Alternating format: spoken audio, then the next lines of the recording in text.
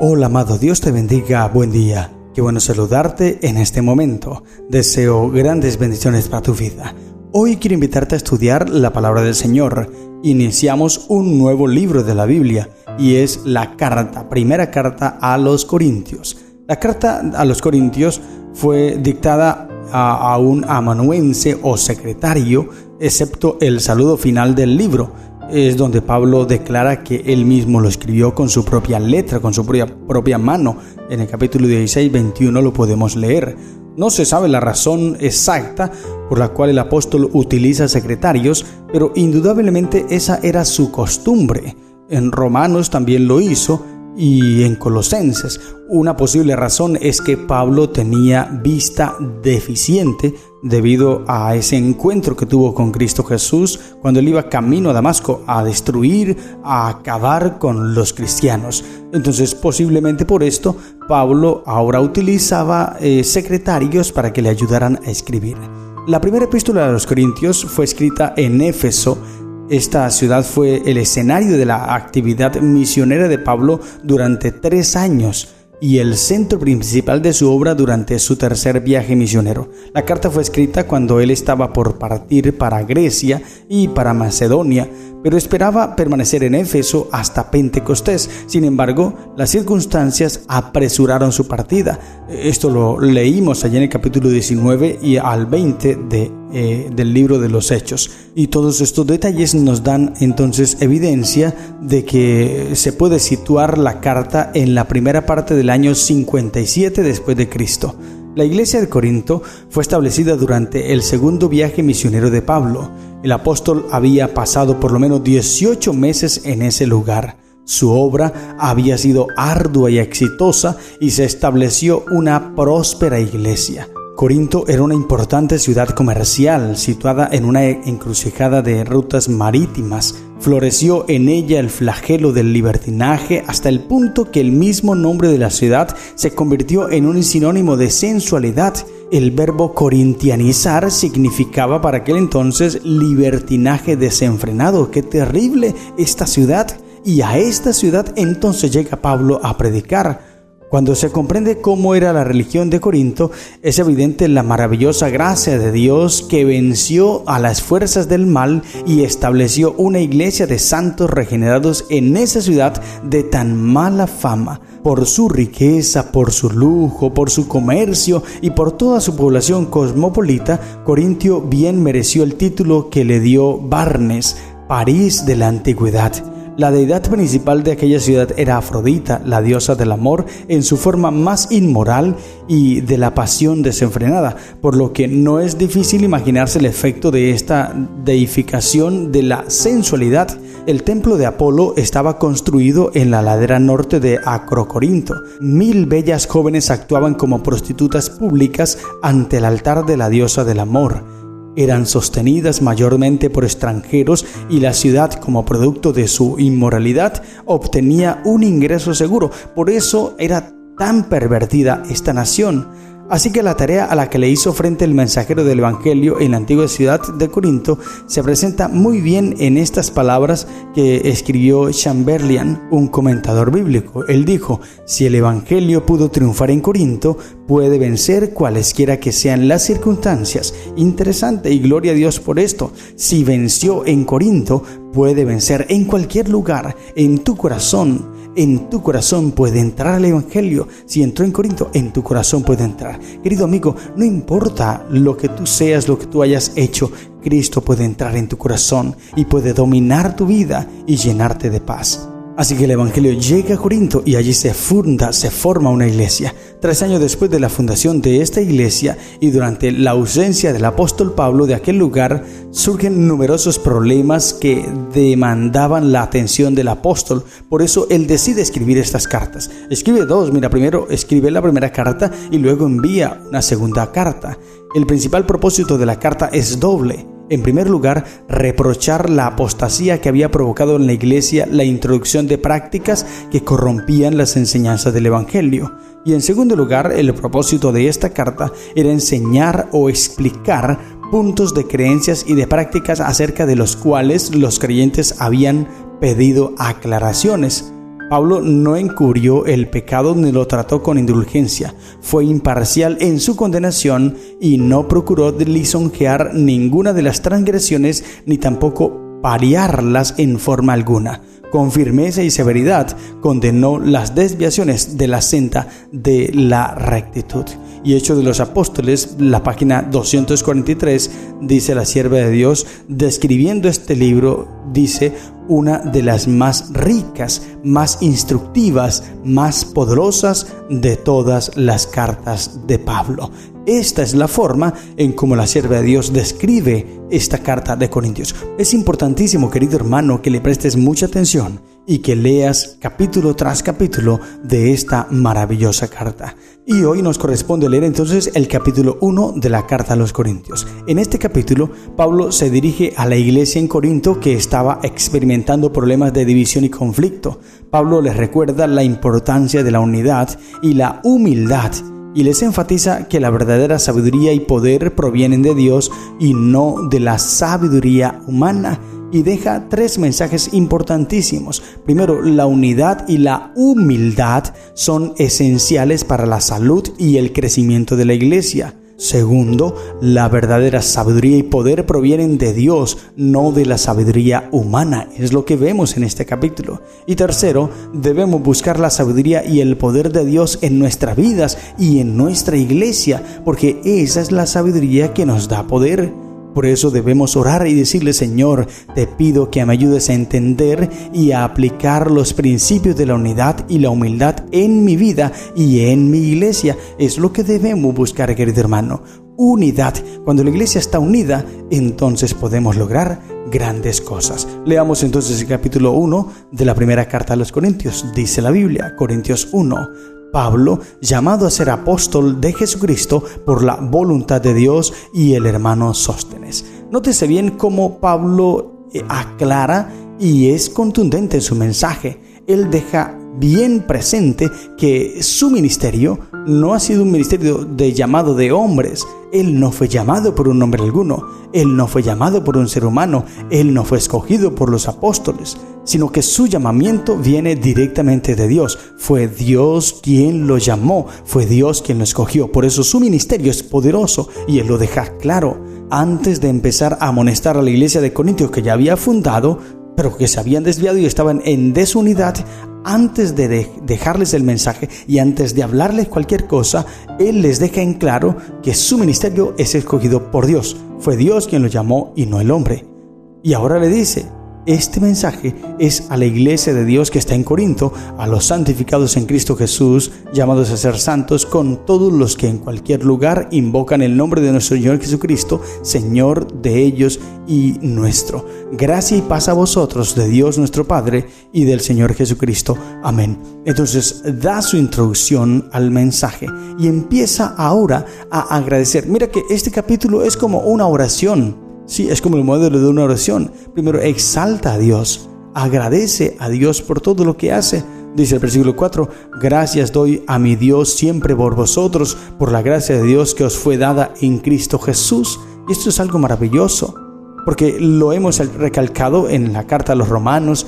En Hechos también vimos algunas pinceladas, pero más que todo en Romanos, que la salvación nosotros la obtenemos no porque merezcamos algo, sino por la gracia de Dios, por la fe en Cristo Jesús. Y ahora el apóstol aquí agradece a Dios por esa gracia, por esa fe, por esa salvación que nos da en Cristo Jesús.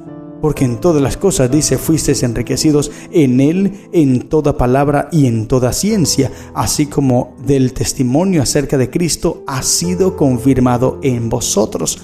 O sea, todo lo tenemos en Cristo Jesús. Todo lo que somos, todo lo que vivimos, todo lo que experimentamos, todo lo que obtendremos, lo obtenemos en Cristo Jesús. Por eso debemos agradecerle a Él. Y entonces empieza a mencionar allí el apóstol. Dice, y Él confirmará hasta el fin, para que seáis irreprensibles en el día de nuestro Señor Jesucristo, fiel es Dios, por el cual fuisteis llamados a la comunión con su Hijo Jesucristo, nuestro Señor. Amén. Entonces es importante que tengamos claro, es Cristo nuestro galardón. es Cristo la garantía de nuestra salvación. En Él nosotros obtenemos todo. Y ahora del versículo 10 en adelante hasta el versículo 17 empieza Pablo a describir una problemática que había. Y es que por su ausencia habían entrado unos falsos maestros que enseñaban unas teorías extrañas y la iglesia estaba dividida. Por eso Pablo ahora les habla acerca de la unidad. Y estos versículos hablan sobre eso. Y la sierva de Dios en Revue Angel del 4 de julio del año 1899 dice así: la fortaleza del pueblo de Dios radica en su unión con Él mediante su Hijo unigénito y su unión del uno con el otro. No hay dos hojas de un árbol que sean exactamente iguales. Tampoco concuerdan todas las mentalidades, pero aunque es así, puede haber unidad en la diversidad. Cristo es nuestra raíz y todos los que están injertados en esta raíz darán el fruto que Cristo dio.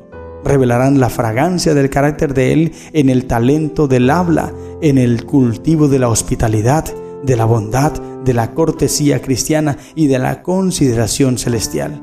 Mirad las flores en un tejido y notad las hebras de diversos colores. No todas son rosadas, no todas son verdes, no todas son azules. Se entreteje una diversidad de colores para perfeccionar el modelo. Así es en el plan de Dios. Él tiene un propósito al colocarnos donde debemos aprender a vivir como individuos. Todos no somos idóneos para hacer la misma clase de obra, sino que la obra de cada hombre ha sido dispuesta por Dios para ayudar a constituir su plan. Amén. Entonces, no tenemos que hacer todo lo mismo, no tenemos que pensar lo mismo, no tenemos que ser iguales todos. Lo único que tenemos que estar es unidos en Cristo Jesús y unirnos en propósito para lograr la misión que Cristo nos ha encomendado. Este es el mensaje que Pablo está dejando aquí a su iglesia. Es un mensaje, querido hermano, que sirve para ti y para mí. No andar en discordias, no andar en pleitos, en divisiones. Esto no es de Dios, porque de Dios es la unidad. Él pide unidad, unidad de corazón, unidad en todo sentido. Y ahora empieza a hablar acerca de las divisiones que habían. Y él le dice, versículo 13, ¿acaso está dividido Cristo? ¿Fue crucificado Pablo por vosotros o fuisteis bautizados en el nombre de Pablo? Y esto lo dice porque en el versículo 12 dice, quiero decir que cada uno de vosotros dice, yo soy de Pablo, yo de Apolos, y yo de Cefas, y yo de Cristo. Entonces había divisiones. Unos eran de un bando, otros de otro bando, uno de un grupito, otros de otro grupito, unos de Pablo, otros de Apolos, otros de Cefas, otros de Cristo. En fin, esta era la división que había en la iglesia. Entonces Pablo le dice, ¿Cristo está dividido? ¿Fue crucificado Pablo por vosotros? ¿O fuiste bautizados en el nombre del Pablo? No, en ningún momento hemos sido bautizados en Cristo Jesús. Por eso es a Él a quien nosotros debemos servir. Y Él es el garante de nuestra unidad. Y Revue Angel del 3 de enero del año 1899 dice, Pablo pregunta, ¿está dividido Cristo? ¿No tenemos una cabeza espiritual? Cristo ha sido la piedra de unión, la principal angular piedra en todos los siglos. Los patriarcas, el sacerdocio levítico y los cristianos de hoy día, todos tienen su centro en Él. Él es el todo y en todos. Amén. Este es Cristo Jesús. Por eso es a Él a quien nosotros debemos ver, debemos observar, debemos obedecer, debemos seguir. Solo Cristo Jesús, no es a hombres. Hoy día puede pasar lo mismo. Hoy día hay muchas personas que siguen ciertos predicadores, ciertos influencers, pastores que son buenos predicadores y que tienen sus redes sociales, y hay muchos que los siguen y son amantes de esos pastores, y no es malo ver predicadores, no es malo, entiéndase bien, no es malo que tú prendas el televisor o tengas en el celular o en el computador y veas predicaciones, no es malo. Lo malo es que te vuelvas tan seguidor de ese pastor que todo lo que él diga es palabra de Dios. Pero recuerda que esos predicadores, aunque hablan de Dios, sin embargo pueden equivocarse en cierta ocasión, y algunos tienden a pensar que ellos son infalibles, que no se equivocan. Y entonces a veces,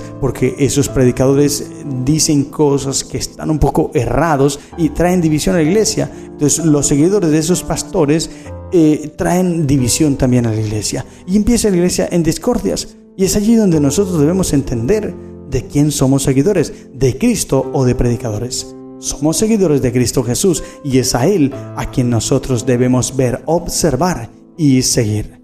Luego, versículo 18 en adelante, empieza el apóstol a explicar acerca del poder y la sabiduría de Dios. Esto es algo muy especial. Te invito para que leas estos versículos hasta el 31. Versículo 18 al versículo 31. Allí nos habla el apóstol sobre el poder del Evangelio. ¿Qué es el Evangelio? ¿Cómo quiere Dios que nosotros vivamos el Evangelio? Léelo, no voy a tener todo el tiempo. Uno, por la voz. Puedes notar la voz como la tengo un poco distorsionada, pero también por el tiempo. No me alcanza el tiempo, pero tú sí puedes leer allí en tu casa.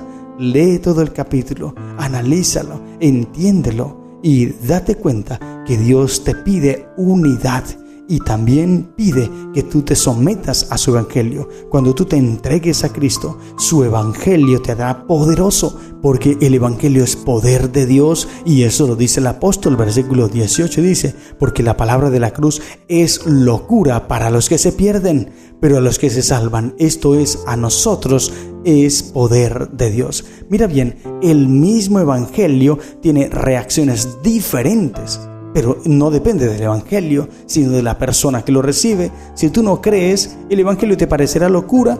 Eso es algo que no tiene razón de ser. Es para locos, es para anticuados, el evangelio es para aburridos, el evangelio es para antisiebres, dicen algunos, pero no, eso es para ellos que se pierden. Pero para nosotros, los que nos salvamos, los que amamos a Cristo, el evangelio es poder de Dios. Esto es el evangelio, poder de Dios. Y ahora, del versículo 25 al 29, Pablo empieza a explicar cómo es que ese evangelio se convierte en poderoso y cómo es que Dios escoge de lo más vil, de lo más bajo, y nos exalta. Dice el versículo 25: porque lo insensato de Dios es más sabio que los hombres, y lo débil de Dios es más fuerte que los hombres. Pues mirad, hermanos, vuestra vocación, que no sois muchos sabios según la carne, ni muchos poderosos, ni muchos nobles, sino que de lo necio del mundo escogió Dios para avergonzar a los sabios, y lo débil del mundo escogió Dios para avergonzar a lo fuerte. Y lo vil del mundo y lo menospreciado escogió Dios, y lo que no es, para deshacer lo que es, a fin de que nadie se jacte en su presencia.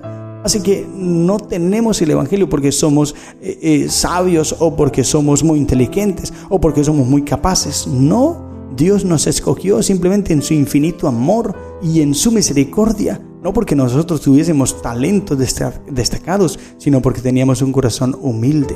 Eso es lo que Dios pide, un corazón humilde, contrito, humillado ante Él, que esté dispuesto a dejarse transformar. Y dice la sierva de Dios, Elena de White: debido al orgullo y la ambición de los hijos de los hombres, Dios ha preferido realizar sus grandiosas obras por medio de los instrumentos más sencillos y humildes.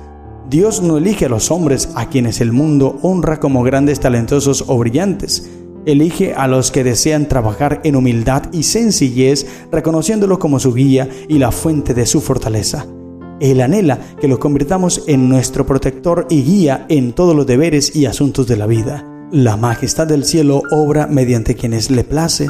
Su providencia a veces elige a los instrumentos más humildes para hacer la obra máxima, pues su poder se revela en la debilidad humana. Tenemos nuestra norma para medir y mediante ella afirmamos que una cosa es grande y otra pequeña, pero Dios no mide de acuerdo con la norma de los hombres, no equilibra su balanza de acuerdo con la de ellos.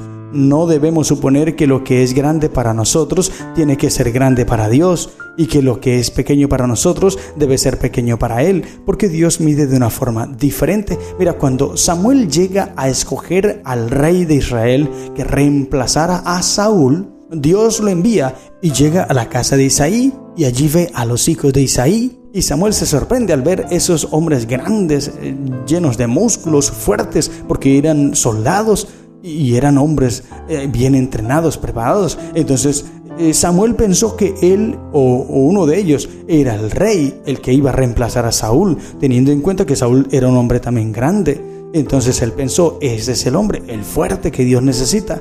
Pero Dios le dice: no mires lo grande de su parecer, porque yo lo desecho. Pues el hombre mira lo que está ante sus ojos, pero Dios mira más allá, Dios mira el corazón. Y cuando llega ese pequeñito David, Samuel tal vez no pensó que él fuese el rey. Lo vio insignificante, lo vio débil, lo vio allí como que no tenía valor, pero a él fue el que escogió a Dios y le dice, este es el rey, escógelo a él, úngelo a él.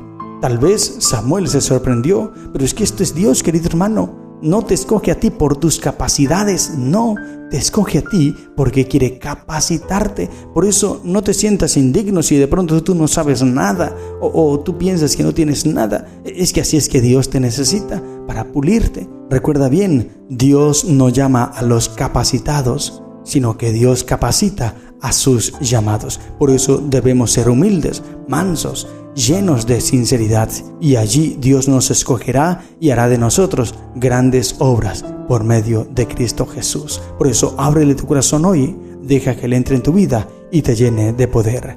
Estas son las lecciones que encontramos en la primera carta de Corintios, capítulo 1. Que el Señor te bendiga. ¡Feliz día!